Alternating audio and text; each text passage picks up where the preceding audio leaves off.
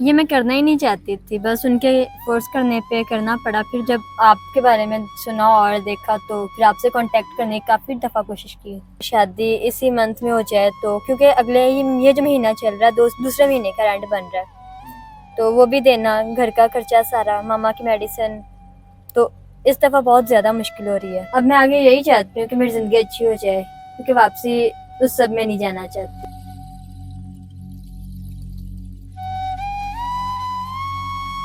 अस्सलाम वालेकुम नाज़रीन, मैं आपका मेज़बान अरसान राजपूत और आप देख रहे हैं वन पाकिस्तान। आज हमारे साथ ऐसी बहन मौजूद हैं जो जिस्म फ़रोशी करती थी, लेकिन जिस्म फ़रोशी करते करते इन्हें अल्लाह ताला ने क्या ऐसी हिदायत दे दी है कि ये तौबा इन्होंने कर ली है जिस्म फ़रोशी से, और तौबा के बाद आगे अपनी ज़िंदगी को गुजारना चाहते हैं किसी अच्छे इंसान के साथ। तो आइए जानते हैं किस तरह से काम में पड़ी, किस तरह से निकली और अभी किस हालात में है, क्या करती हैं, घर में कौन कौन है, सारे मामला इन्हीं से जानते हैं। अस्सलाम वालेकुम। वालेकुम सलाम। अच्छा बहन, बताइएगा कि आपने ये काम शुरू कब किया? जॉब के लिए गई थी, उन्होंने काफ़ी फ़ोर्स किया तो उनके कहने पे मजबूरन कर रही हूँ। कहाँ जॉब पे गई आप? सैलून का काम था। अच्छा, स्लो मतलब मसाज सेंटर में आप गई? पार्लर टाइप था, तो पार्लर की जॉब समझ के गए, लेकिन वहाँ पे उन्होंने फिर बाद में फ़ोर्स किया काफ़ी ज़्यादा। मतलब कि उन्होंने फोर्स किया और आपके दिल में भी लालच आ गया कि मैं ये काम करूं और पैसे कमाऊं? नहीं, लालच तो नहीं है यार, लेकिन फिर जब कहीं जॉब नहीं मिल रही थी, जॉब की काफ़ी जगह पे उन्होंने सैलरी वगैरह नहीं दी, तो फिर उसके बाद पार्लर का माइंड में आया, तो वहाँ पे गए। तो उन्होंने जब ये मतलब पहले तो जॉब पे उन्होंने कुछ दिन बुलाया पार्लर में, उसके बाद फोर्स करने लग गए, ब्लैकमेल करने लग गए, फिर मजबूरन ये कर रहे हैं, वरना शौक नहीं है। तो घर में कौन कौन है? माँ, भाई, बहन, कौन कौन है घर में? मामा और दो बहनें। अच्छा, घर में मामा क्या करती हैं और बहनें छोटी हैं कि बड़ी हैं? मामा भी बाहर रहती हैं और बहनें छोटी स्टडी कर रही हैं। अच्छा, मतलब आप उन्हें पालने के लिए आपने ये स्टेप लिया। जी।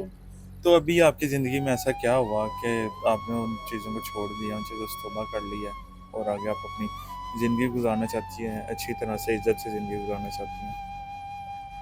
ये मैं करना ही नहीं चाहती थी, बस उनके फोर्स करने पे करना पड़ा। फिर जब आपके बारे में सुना और देखा तो फिर आपसे कांटेक्ट करने की काफ़ी दफ़ा कोशिश की, तो अब हुआ, लेकिन अब भी आप खुद वहाँ पे आए। मतलब क्या आपने यही सोचा कि कोई अच्छा इंसान मिल जाए, ये रोज़ रोज़ थोड़ा चंद पैसों के लिए अपनी इज्जत को नीलाम करती हैं, या फिर आपने सोचा कि अब कोई अच्छी ज़िंदगी गुजार ली जाए, किसी इंसान का हाथ थाम लिया जाए? सारी ज़िंदगी यही काम तो नहीं करना ना। जी, यही सोच के मैंने आपसे कांटेक्ट किया। अच्छा, आपने बताया कि मामा बीमार हैं, तो उन्हें क्या बीमारी है? बीपी का इशू और शुगर है। तो अभी आप अकेली हैं, घर में बड़ी हैं, तो किस तरह से आगे आप अपना गुजारा करेंगी? रेंट भी है, सारी खाना पीना भी है। इसी वजह से आपसे कांटेक्ट के, मतलब अगर शादी इसी मंथ में हो जाए तो, क्योंकि अगले ये जो महीना चल रहा है दूसरे महीने का रेंट बन रहा है, तो वो भी देना, घर का खर्चा सारा, मामा की मेडिसिन, तो इस दफ़ा बहुत ज़्यादा मुश्किल हो रही है। पहले तो मतलब इजीली चल रहा था सिस्टम। तो अभी जो है कोई कर्ज वगैरह भी है आपके ऊपर बीमारी की वजह से, या खाली रेंट ही है? नहीं, बीमारी की वजह से है, ज़्यादा नहीं, कोई 1.5 लाख 1.5 लाख है। मतलब रेंट वगैरह डाल के और ये कर्ज वगैरह टोटल 1.5 लाख 1.5 लाख रुपये आपके ऊपर है कर्ज वगैरह। जी। तो अभी आप क्या चाहती हैं कि क्या होना चाहिए?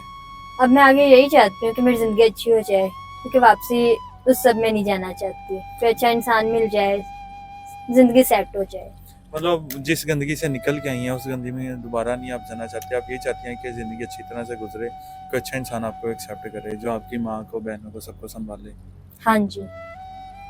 जी, तो नाज़रीन, हमने बहन की कहानी सुनी है कि पहले किसी मसाज सेंटर में काम करती थी, वो भी उन्होंने ब्लैकमेलिंग से स्टार्ट करवाया, उसके बाद ये उन्होंने वहाँ से छोड़ दिया है, तो अभी जो है इनके लिए बहुत ज़्यादा मुश्किलात हैं। तो इस वजह से कि वहाँ पे तो सारा कुछ आसानी से हो रहा था, लेकिन यहाँ पे कमाने वाला कोई भी नहीं है, जो कमाती थी अब वो तो घर बैठ गई हैं, तो खाना पीना रहना सहना मुश्किल हुआ पड़ा इनके लिए। तो जो भी इंसान इनके साथ आगे चलना चाहता है, जो इन्हें साथ देना चाहता है, इनका कर्जा वगैरह उतारना चाहता है, वो नंबर स्क्रीन के ऊपर चल रहा है, इस पर रब्ता कर सकता है।